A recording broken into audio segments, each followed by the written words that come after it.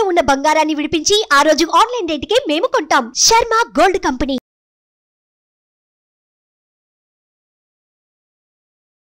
నమస్కారం, నేను మీ జాహ్నవి. మనతో ఉన్నారు ప్రముఖ జ్యోతిష్య వాస్తు పండితులు, ప్రముఖ ఆధ్యాత్మికవేత్త, లలిత ఉపాసకులు బ్రహ్మశ్రీ నానాజీ పట్నాయక్ గురూజీ. సూక్ష్మంలో మోక్షం ఈ ప్రత్యేక కార్యక్రమం ద్వారా ప్రతి సమస్యకి సొల్యూషన్స్ అందిస్తూ మనకి చక్కటి ఇన్ఫర్మేషన్ ని కూడా గురూజీ అందిస్తూ ఉన్నారు కదా. నమస్కారం గురూజీ. శ్రీమాత్రే నమః. అయితే గురూజీ, అమావాస్య, మరి ఈ అమావాస్య స్పెషాలిటీ ఏంటి? చాలా మంది రకరకాల సమస్యలతో బాధపడుతున్నారు. వాళ్ళందరికీ ఈ అమావాస్యను ఎలా ఉపయోగించుకోవచ్చు అంటారు? ఈ అమావాస్య ప్రత్యేకంగా ధన అమావాస్య. ధన అమావాస్య. ధన అమావాస్య ఎందుకంటే అమావాస్య ఎప్పుడైనా వృషభ రాశిలో జరిగినప్పుడు, ఇది వృషభ రాశిలో జరుగుతున్నటువంటి అమావాస్య జరిగినప్పుడు అది న్యాచురల్ సెకండ్ హౌస్ అంటారు. అంటే మనకి ఎవరి జన్మజాతకంలో అయినా వాళ్ళకి ధనం సరిగ్గా లేదనుకోండి, వాళ్ళకి కారణం ఏమిటి అంటే సెకండ్ హౌస్ పాడవుతుంది. రెండవ అధిపతి పాడవడము, శుక్రుడు పాడవడము, లేకపోతే రెండవ స్థానాన్ని రూల్ చేసే ప్లానెట్ పాడైనా వాళ్ళకి ఫైనాన్షియల్గా గ్రోత్ రాదు. ఎంతో కష్టపడుతుంటారు, డబ్బులు ఎన్నో కొంచెం సంపాదిస్తారు, పోతుంది. కష్టపడ్డ దానికంత ఫలితం రాదు. అలాంటప్పుడు ఇలా ఎప్పుడైనా వృషభ రాశిలో న్యాచురల్ సెకండ్ హౌస్లో అమావాస్య పడ్డప్పుడు అమ్మవారి ఆరాధన కనుక చేస్తే ఖచ్చితమైన ఫలితం వస్తుంది. అయితే దానికి ఎట్లా చేయాలి ఏమిటి అనేటువంటి చూసుకుంటే లలిత అమ్మవారి యొక్క పూజ ప్రత్యేకంగా ఆ రోజు మీకు వీలుంది, మీకు స్తోమత ఉంది అంటే ఇంట్లో చక్కగా స్వీట్ చేసే స్తోమత, లేకపోతే దాని పదార్థం చేసే స్తోమత ఉంది అయితే చేరి అమ్మవారికి పాయసాన్న ప్రియ అనేటువంటిది ఉంటుంది లలిత సహస్రనామంలో. చిన్న పాయసాన్నం, ఓకే, హైద్రాన్న రసిక అంటే చక్కగా పసుపన్నం, పులిహోర లాంటిది పసుపన్నం, గూడాన్నం అంటే బెల్లముతో చేసినటువంటి అన్నము, ఓకే. అదేవిధంగా ఇంకొక తీపి పదార్థం ఏదైనా సరే చేయొచ్చు, ఏదైనా ఒకటి, ఇంకో తీపి పదార్థం. పెసరపప్పుతో చేసినటువంటి పదార్థం, ఇక్కడ చూడండి ఎన్ని ఉన్నాయి. పెసరపప్పుతో చేసిన పదార్థం వల్ల బుధుడికి సంబంధించిన దోషం పోతుంది. అదేవిధంగా తీపి పదార్థాల వల్ల శుక్ర గురువుల యొక్క బలం పెరుగుతుంది, ఓకే. అండ్ అదేవిధంగా గూడాన్నం వల్ల ఏలినాడు శని ప్రభావం వల్ల నేను ఇట్లా అవుతున్నా అంటారు చూసారా, గూడాన్నాన్ని నైవేద్యం పెట్టడం వల్ల శని దోషం తగ్గుతుంది. ఏదైనా గోధుమలతో చేసిన పదార్థం కూడా పెట్టచ్చు, మంచిది. దానివల్ల రవిశక్తి పెరుగుతుంది. అయితే ఇవి ఎందుకు, సరే శక్తి ఉంటే ఇలా చేయండి. ఒకవేళ మీకు అంత స్తోమత లేదు, చక్కగా ఏమీ లేదు, ఒక అరటిపండు, ఒక ద్రాక్ష పండు, దానిమ్మకాయ ఒకటి, ఆకు, ఒక్క, వీటిని నైవేద్యంగా పెట్టండి, సరిపోతుంది. ఫ్రూట్స్ తీసుకొచ్చి పెడితే చాలా మంది వండలేరు, అంత టైం ఉండదు. లేకపోతే చక్కెర, మనకి మిశ్రీ ఉంటుంది, మిశ్రీ కొంత, ఇవి నైవేద్యంగా పెట్టచ్చు. ఎందుకంటే పంచగ్రహ కూటమి వచ్చిన రోజు అమావాస్య వచ్చింది మనకి. పంచగ్రహ కూటమి అమావాస్య రెండు వచ్చాయి. 6వ తేదీ మనకి 5వ తేదీ 6వ తేదీ 2 రోజులు పంచగ్రహ కూటమి, బట్ 6వ తేదీ అమావాస్యతో కూడినటువంటి పంచగ్రహ కూటమి. అందుకని ఈ 5 పదార్థాలు నైవేద్యంగా పెట్టి మీరు అనుకోవాలి, ఏమని అనుకోవాలంటే, అమ్మ నేను నీకు ఈ తమలపాకు సమర్పిస్తున్నాను, లేదా పెసరతో సమర్పిస్తున్నాను, నా బుద్ధి సక్రమంగా ఉండాలి, నా అప్పులు తీరాలి. పెసలు బుధుడికి సంకేతం. మనం ఏది సమర్పిస్తే దానికి సంబంధించిన ఎనర్జీ మనకు వస్తుంది భగవంతుడి ద్వారా. గోధుమలతో తయారు చేసిన పదార్థం ఏదైనా పెట్టాము, కీర్తి లభిస్తుంది గోధుమలతో తయారు చేసిన పదార్థం వల్ల. లేదు గోధుమలతో తయారు చేసిన పదార్థంతో స్తోమతే లేదనుకోండి, కాసేపు ఉదాహరణకి మీరు ఏదైనా దానిమ్మ పండు పెట్టచ్చు, లేకపోతే ఏదైనా సరే పదార్థం, ఒక తీపి పదార్థం, పాయసాన్నం, అది కూడా పెట్టచ్చు, అది చంద్రుడికి కూడా పనిచేస్తుంది. ఇలా ఏంటంటే ఒక్కొక్క పదార్థం మీరు నైవేద్యంగా పెట్టి దాన్ని స్వీకరించాలి. అయితే నైవేద్యం కంటే ముందు పంచోపచారాలు లేదా షోడశోపచారాలతోని 64 ఉపచారాలతో చేసేవాళ్ళు కూడా ఉంటారు.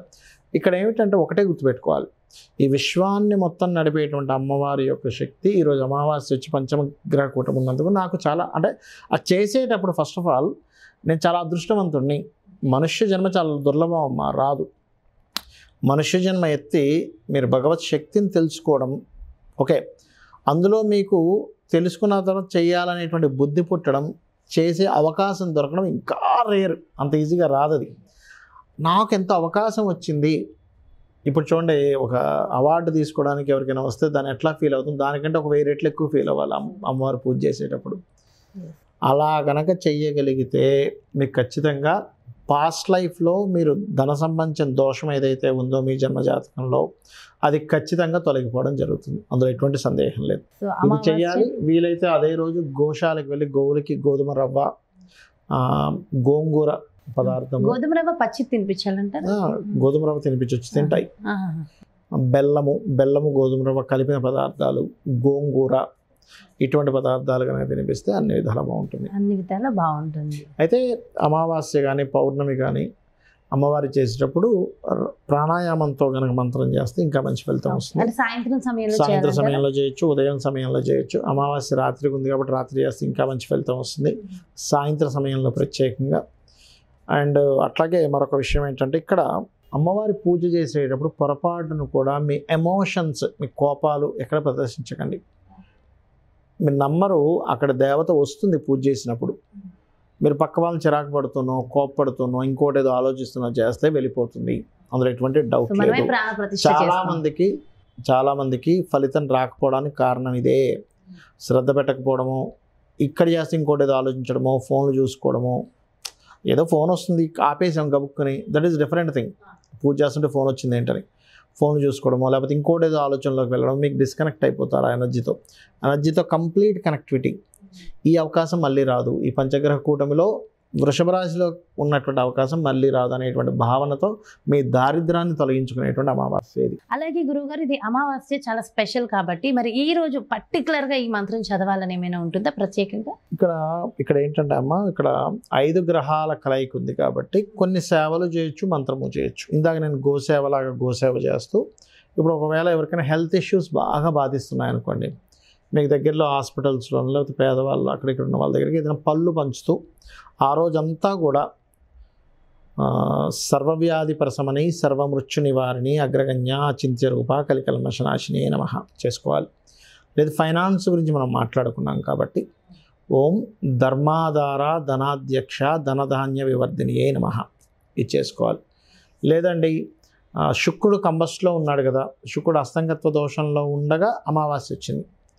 అందుకని ఎవరైనా సరే సూర్య భగవానుడిని చూస్తూ ఓం మనకి కామేశబద్ధ మాంగళ్య సూత్ర శోభిత కందరాయే నమః అని సూర్య భగవాను చూస్తూ చేస్తే కూడా ఆ అమావాస్య నాడు ఖచ్చితంగా క్లియర్ అవుతుంది. ఉదయం పూట.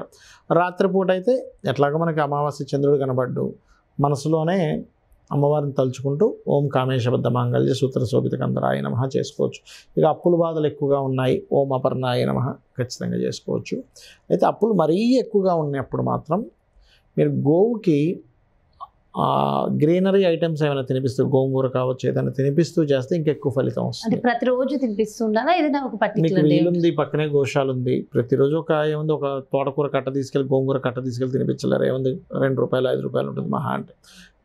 చాలా చిన్న విషయం. అలా చేస్తే ఇంకా బాగా ఫలితం వస్తుంది, తొందరగా వస్తుంది. చాలా చక్కటి విషయ పరిజ్ఞానము అండ్ చక్కటి రెమెడీస్ కూడా అందించారు. Thank you so much Guruji. నమస్తే. శ్రీమాత్రే నమః. ఇదండి మరి అమావాస్య చాలా ప్రత్యేకము, ముఖ్యంగా ధన అమావాస్య అంట. ఎవరైతే అప్పులతో బాధపడుతున్నారో, అలాగే ఎవరైతే ధనం కావాలని అనుకుంటున్నారో వాళ్ళందరూ, అంటే ఎవరికి వద్దు చెప్పండి. సో ప్రతి ఒక్కరికి కూడా చాలా ముఖ్యమైన అమావాస్య. మరి ఈ అమావాస్యని ఏ విధంగా జరుపుకోవాలి, ఎలాంటి రెమెడీస్ ఫాలో అవ్వాలి, డీటెయిల్ ఇన్ఫర్మేషన్ ఇచ్చేసరికి గురుజీ మరో ప్రత్యేకమైన కార్యక్రమంతో మళ్ళీ మీ ముందుకు చేస్తాను. మరి అలాగే ప్రత్యేకంగా మీ యొక్క జాతకానికి సంబంధించి కానీ, లేదంటే మీ ఇంటి వ్యాపార వాస్తుకు సంబంధించి కానీ గురువు గారిని సంప్రదించాలి, అపాయింట్మెంట్ కావాలి అనుకుంటే ఇంకెందుకు ఆలస్యం, క్రింద డిస్ప్లే అవుతున్నటువంటి నెంబర్స్ కి కాల్ చేయండి, అపాయింట్మెంట్ తీసుకోండి. నమస్తే. సుమన్ టీవీలో మీ పర్సనల్ అండ్ బిజినెస్ ప్రమోషన్స్ కోసం కింది నెంబర్ కి కాంటాక్ట్ చేయండి.